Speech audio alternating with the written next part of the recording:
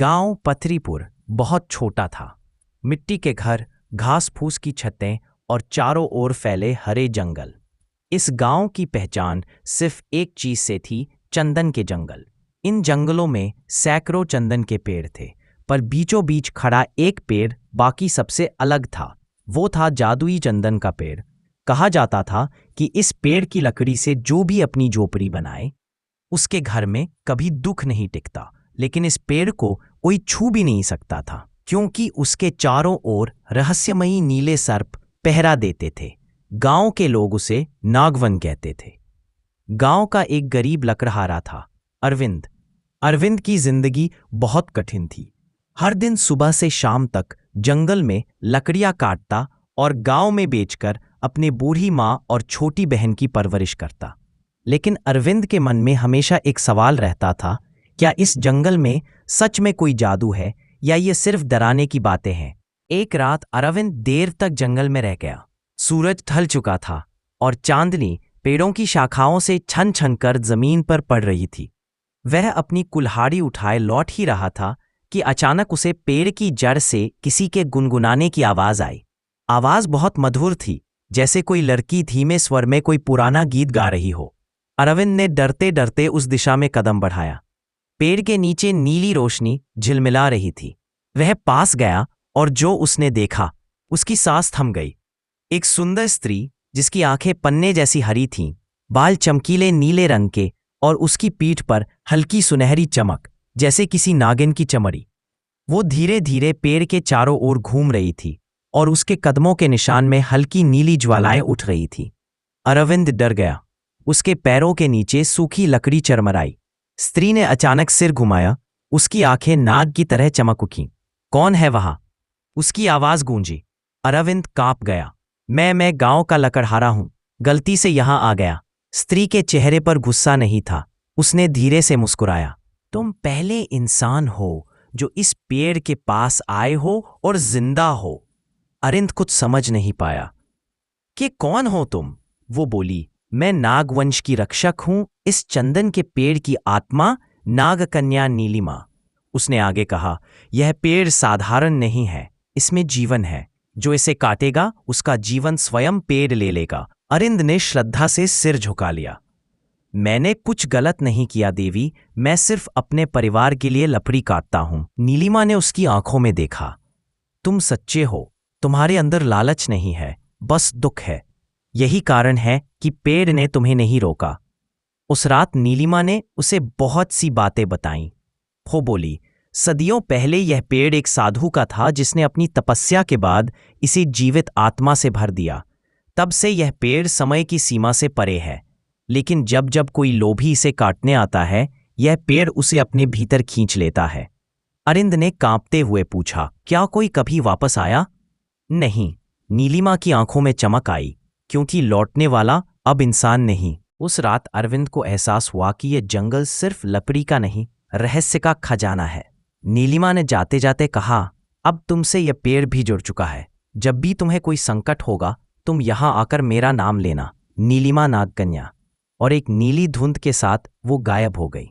दासरा अध्याय 4। गांव में डर और लालच। अगले दिन गांव में खबर फैल गई कि जंगल के अंदर एक अजीब रोशनी दिखी थी। कुछ लोगों ने कहा कि किसी ने चंदन का जादुई पेड़ देख लिया है। गांव का मुखिया बालकिशन लालची था। उसने अरविंद से पूछा, सुना है तू रात को जंगल में गया था, कुछ देखा? अरविंद ने झूठ बोला, नहीं मालिक, मैं तो रास्ता भूल गया था। पर मुखिया को यकीन नहीं हुआ। वो बोला, अगर वो पेड़ मिल गया ना, तो हम सब अमीर हो जाएंगे। तू ही हमें वहां ले चल। अरविंद ने सिर हिलाया, नहीं मालिक, वहां मौत है। बालकिशन हंसा, मौत तो गरीब के घर रोज आती है लकड़हारे, अब जरा अमीरी की मौत देख। वो अगले दिन अपने आदमियों के साथ जंगल की ओर चल पड़ा। रात के समय जंगल में सन्नाटा था। बालकिशन और उसके 4 आदमी कुल्हाड़ियां लेकर जादुई पेड़ के पास पहुंचे। पेड़ से हल्की नीली धुंध उठ रही थी। बालकिशन बोला, देखो, यही होगा वो चंदन का पेड़। उन्होंने पेड़ पर पहली कुल्हाड़ी मारी। ठाक जैसे ही वार पड़ा, पेड़ से लाल रस टपकने लगा, जैसे खून हो। आदमी डर गए, पर बालकिशन बोला, ये तो पेड़ का तेल होगा, मारो आगे। दूसरा वार पड़ा, इस बार पेड़ की जड़ से फुफकार की आवाज आई और जमीन हिल उठी। अचानक मिट्टी फटी और उसमें से सैकड़ों सांप निकल आए। आदमी चीखने लगे, कुछ भागे, कुछ वहीं गिर पड़े। एक नीली रोशनी आसमान से गिरी। नीलिमा नागकन्या प्रकट हुई।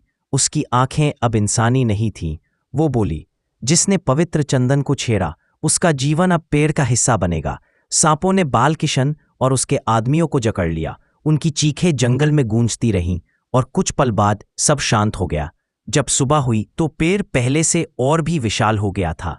उसकी जड़ें गाढ़े लाल रंग से चमक रही थी, जैसे किसी ने खून से सींच दिया। उसने देखा कि पेड़ के पास सिर्फ नीले सांप रेंग रहे थे। नीलिमा उसके सामने आई और बोली, तुम्हारा डर सही था, लेकिन अब यह जंगल और अशांत हो गया है। अरविंद ने पूछा, क्या मैं मदद कर सकता हूं? वो मुस्कुराई, तुम मेरे मित्र बन गए हो और शायद इस पेड़ की आत्मा ने तुम्हें चुना है। उसकी आंखों में एक चमक थी, पर एक दर्द भी।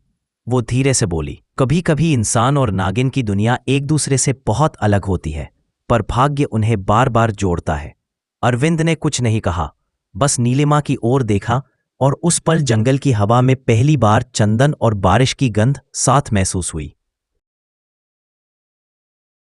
अगली सुबह गांव में हड़कंप मच गया। मुखिया बालकिशन और उसके 4 आदमी रात को जंगल गए थे, पर वापस कोई नहीं लौटा। लोग डर के मारे जंगल की तरफ जाने से भी कतराने लगे। गांव के पुरोहित ने कहा, यह देवताओं का कोप है, किसी ने चंदन देवता के पेड़ को छेड़ा है। कुछ लोगों ने तुरंत अरविंद पर शक जताया, क्योंकि वही आखिरी इंसान था जो जंगल से लौटा था। गांव के सिपाही उसके घर आ पहुंचे। एक सिपाही बोला, अरविंद पुणे ही मुखिया और उसके लोगों को मार डाला, मान ले। अरविंद हक्का बक्का रह गया, नहीं, मैंने कुछ नहीं किया, मैं तो बस लकड़ियां काटता हूं। पर किसी ने उसकी नहीं सुनी। उसे पकड़कर गांव की पंचायत में खड़ा कर दिया गया। पंचायत में सब लोग उसे शक की नजर से देख रहे थे। मुखिया की बीवी गौरी रो रही थी और उसकी चीखों के बीच किसी ने कहा, जिसने मुखिया को मारा है उसे मौत की सजा दी जाए। अरविंद चुप रहा। उसकी आंखों में डर नहीं था, सिर्फ सवाल था, अगर इंसान निर्दोष होते हुए भी दोषी ठहराया जाए तो न्याय कौन करेगा? रात का समय था। अरविंद को गांव की कोठरी में बंद कर दिया गया था। बाहर सिपाही पहरा दे रहे थे। वो थका हुआ जमीन पर बैठा था। तभी कोठरी की दीवार के पास से नीली रोशनी झिलमिलाई और उसके सामने नीलिमा प्रकट हुई। उसके चारों ओर हल्की धुंध घूम रही थी, बाल खुले और आंखों में आग थी। अरविंद, तुम्हारे साथ अन्याय हो रहा है। अरविंद ने कहा, मैं निर्दोष हूं, लेकिन कोई नहीं मान रहा, अब क्या करूं? नीलिमा ने दीवार की तरफ देखा और सीखा, और आंख होती थी। दीवार पिघल गई, जैसे मिट्टी हो। अरविंद डर गया, अगर मैं भाग गया तो सब कहेंगे कि मैं दोषी हूं। नीलिमा ने गहरी सांस ली। इंसानों को अपनी सच्चाई दिखाने के लिए कभी कभी भूतों का सहारा लेना पड़ता है। वो बोली, कल जब सूरज उगेगा मैं पूरे गांव को सच्चाई दिखाऊंगी। उसने अपनी उंगलियों से उसके माथे पर नीला निशान बनाया। अब तुम मेरे वचन से बंधे हो अरविंद। जब मैं पुकारूंगी तुम्हारा दिल मेरी आवाज सुनेगा। और एक झिलमिलाहट में वो गायब हो गई।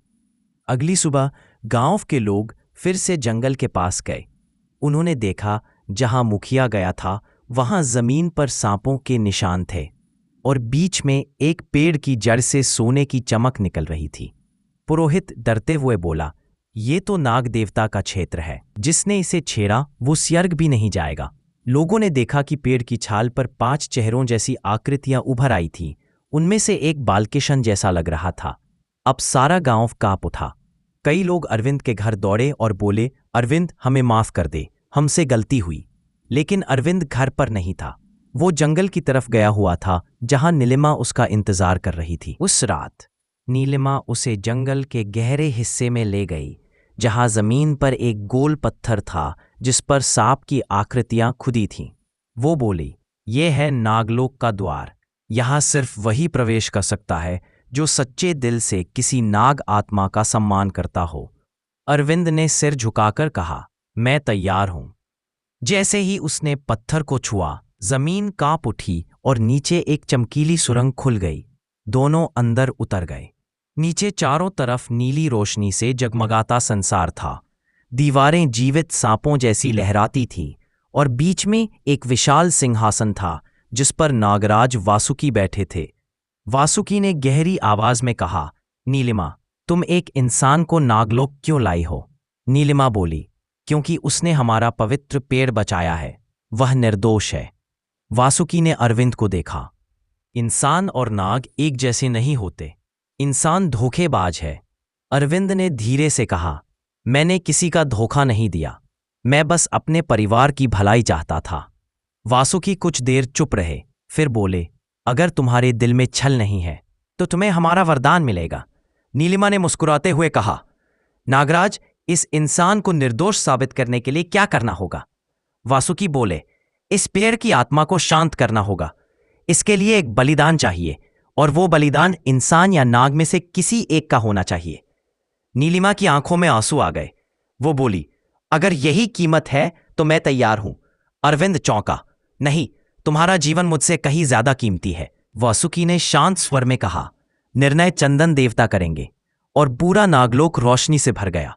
जंगल में उस रात बिजली कड़की, पेड़ झूम उठे।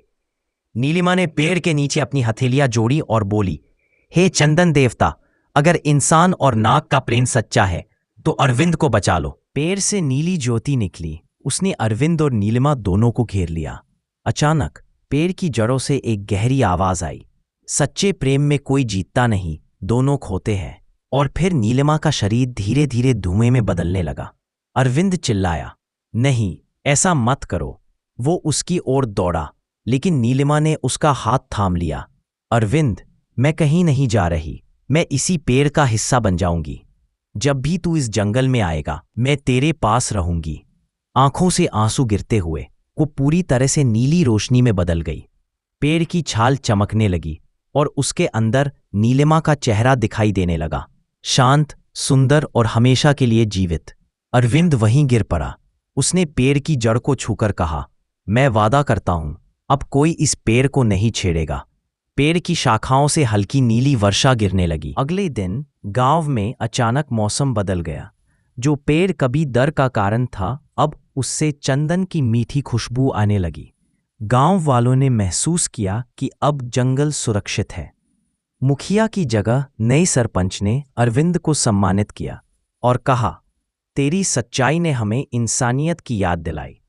पर अरविंद के चेहरे पर मुस्कान नहीं थी। वो अक्सर जंगल के उसी पेड़ के नीचे बैठा रहता। कभी कभी पेड़ की छाल से हल्की आवाज आती, अरविंद, और वो मुस्कुराकर कहता, नीलिमा, तू यहीं है ना? साल बीत गए। अरविंद बूढ़ा हो गया, पर पेड़ वैसा ही रहा, हरा, चमकीला और चंदन की महक से भरा। गांव के बच्चे कहते, जब हवा चलती है तो पेड़ से किसी औरत के गाने की आवाज आती है।